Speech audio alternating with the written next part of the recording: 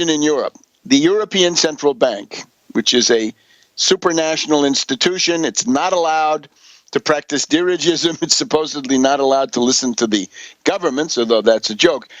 The head of this institution, Mario Draghi of Italy, former Goldman Sachs official, has today announced the beginning of an asset purchase program. It is quantitative easing of the European style, and it's 60 billion euros per month of purchases from now until September 2016. It amounts to 1.1 trillion euros of asset purchases, the equivalent of 1.3 trillion US dollars at the current rate, which is about 1.15 dollars to the euro, right? The euro has been getting weaker. That's actually a success of this program. Europe has suffered over the past several years because of a euro which is too strong. Deflation has been there all during the decade of the Audis and into the current decade. So it's ironic that the Germans are supposedly the biggest opponents of this quantitative easing, but that at least in the short run, the German economy will benefit most, because if the euro goes down, the already existing German export capability will be helped along. And, of course, it also means that you can still borrow money for expansion at very low rates. But, of course, the libertarians, right? All the libertarians know is hyperinflation. And, indeed, Draghi was asked about hyperinflation. Who asked him? The representative of Sky News, of the infamous Rupert Murdoch, the austerity ghoul. And now he's talking about hyperinflation. Give us a break. As Draghi even said, when is this supposed to happen, right? You've seen quantitative easing in the U.S. You've seen low interest rates. It does not lead to hyperinflation. When is it supposed to happen? The Greek kalends, perhaps. Well, it doesn't lead to hyperinflation. On the other hand, it does not lead to a recovery either, and that's our problem. Our urgent demand to the European Central Bank: take your 1.1 trillion euros and sink that into European infrastructure. Works Progress Administration, Public Works Administration, Tennessee Valley Authority, to the extent it hasn't been done. For the Danube, that has not been done. For other European river systems, modernize what you've got, modernize your infrastructure. 1.1 trillion is not the whole story, but that will get you on your way. Don't use it to buy rotten derivatives, because that's what Draghi says they're going to buy. They're going to buy asset-backed securities. Asset-backed securities is a euphemism for collateralized debt obligations, and the answer is no. You don't want those. Delete them, shred them, burn them, get rid of them any way you can. Run for your life. Don't buy it. Now, of course, the other thing is that he does say that starting in March of next year, in about a year, the European Central Bank could buy Greek and other government bonds, but that's not the answer to anything, and it's too little, too late. The point is, the reason you're in this fix, Draghi, is because of austerity measures. The memorandum, the crackpot, failed, incompetent, lunatic, neoliberal economic programs. Austerity for Greece, for Spain, Portugal, Ireland, Italy, reaching into France, reaching into all these other countries. This is why there's no demand. So if there's no demand, you roll back austerity. That may not even provide demand.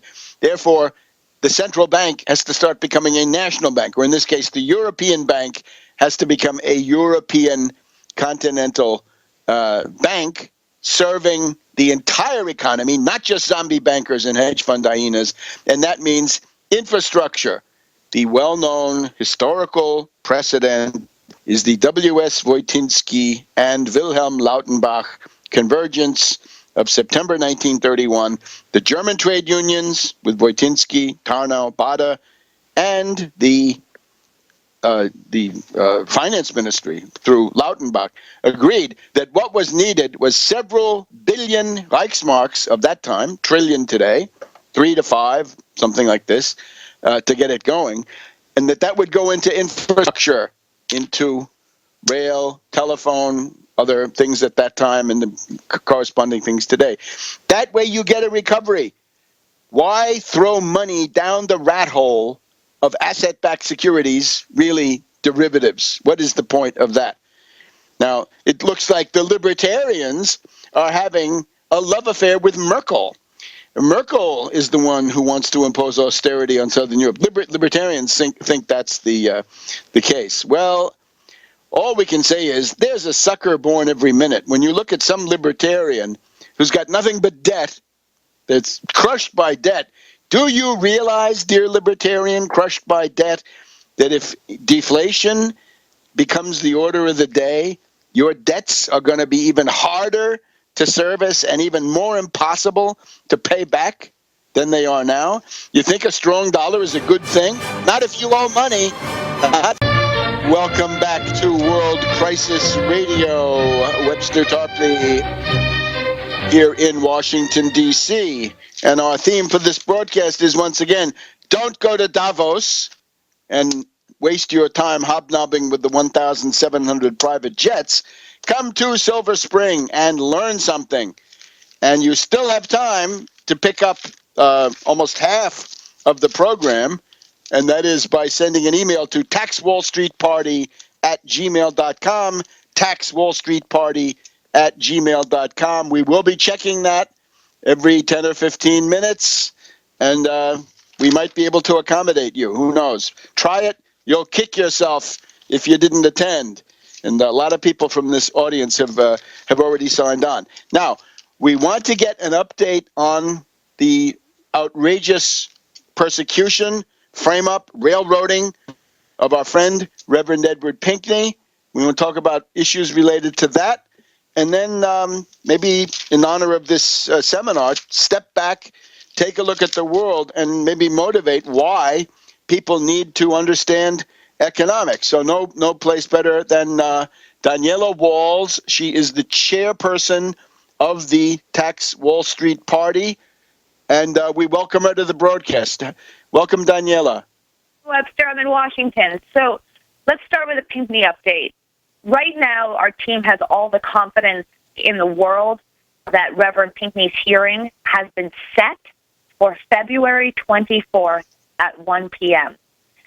This is where both sides make arguments to prove or disprove that Gail Freeling lied under oath when asked if she knew two key witnesses for the prosecution, both Paul Bailey, the sheriff of Berrien County, and Sharon Tyler, a former state senator who is now the county clerk. Our argument is that Freeling has clear professional associations with both individuals. In short, Freeling is the treasurer of Three Oaks Township. She is the chairwoman and organizer of the Flag Day Parade, and she is the chairwoman of the Three Oaks River Valley Blossom Time Pageant Committee. So in all three capacities, her roles would have brought her into contact with both Bailey and Tyler. Those are the people she's not supposed to know. This week, we finally got back responses from the prosecution. This means a response to our proof that we wrote on December 15th. We wrote it before, but we submitted it before December 15th, that Gail Freeling knew the prosecution.